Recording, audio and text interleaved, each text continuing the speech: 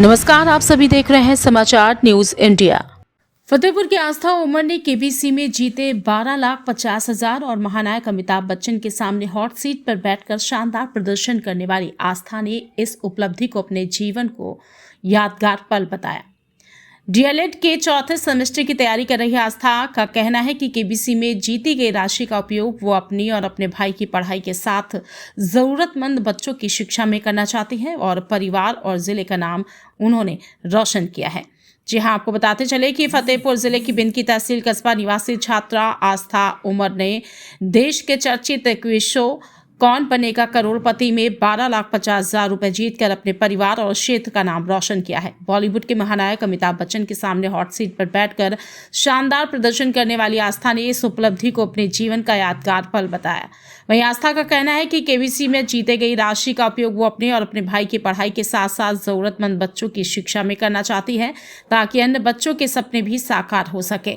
आस्था की इस सफलता पर परिवार, रिश्तेदार और क्षेत्रवासियों में खुशी का माहौल है। सभी लोग उनकी उपलब्धि को मेहनत, लगन और आत्मविश्वास का परिणाम मान रहे हैं। आस्था उमर आज न सिर्फ अपने परिवार बल्कि पूरे फतेहपुर के लिए प्रेरणा बनकर उभरी है। केबीसी गेम की शुरुआत हमने प्ले अलॉन्ग के माध्यम से की थी। जब पहला एपिसोड आया था तो हमने सोनी लिव के माध्यम से एक सेक्शन होता है प्ले अलॉन्ग का, उसमें जाकर रोज़ रात के 9 से 11 बजे तक केबीसी प्ले अलॉन्ग खेलते थे, जिसमें मेरी रैंक काफ़ी अच्छी थी, टॉप 100 के अंडर थी, जिसके माध्यम से मेरा सिलेक्शन हुआ था, इंटरव्यू हुआ था, ऑडिशन हुआ था।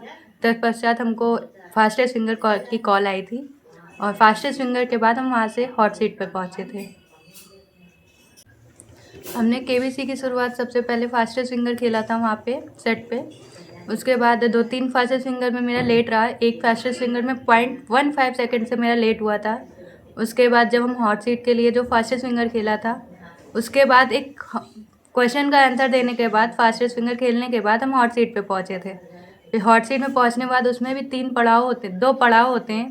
पहला पड़ाव 50,000 का होता है, दूसरा 5 लाख पर होता है। धीमे धीमे करके हमने पहला पड़ाव पार किया 5,000 का, उसके बाद 5 लाख का पड़ाव पार किया।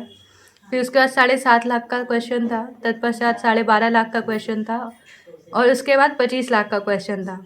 25 लाख का क्वेश्चन जो था वो हमें थोड़ा सही नहीं लगा, हमको उसका आंसर पूरी तरह 100% पता नहीं था, इसलिए हमने गेम को छोड़ दिया और 12.5 लाख रुपए की राशि जीती है।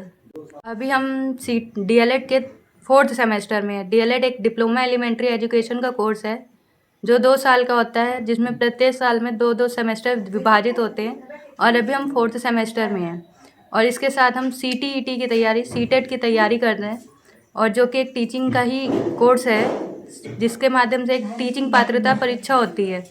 ये सीटेट वही है। उसके बाद हम टीचिंग लाइन की तैयारी करेंगे, शिक्षक बनना चाहेंगे।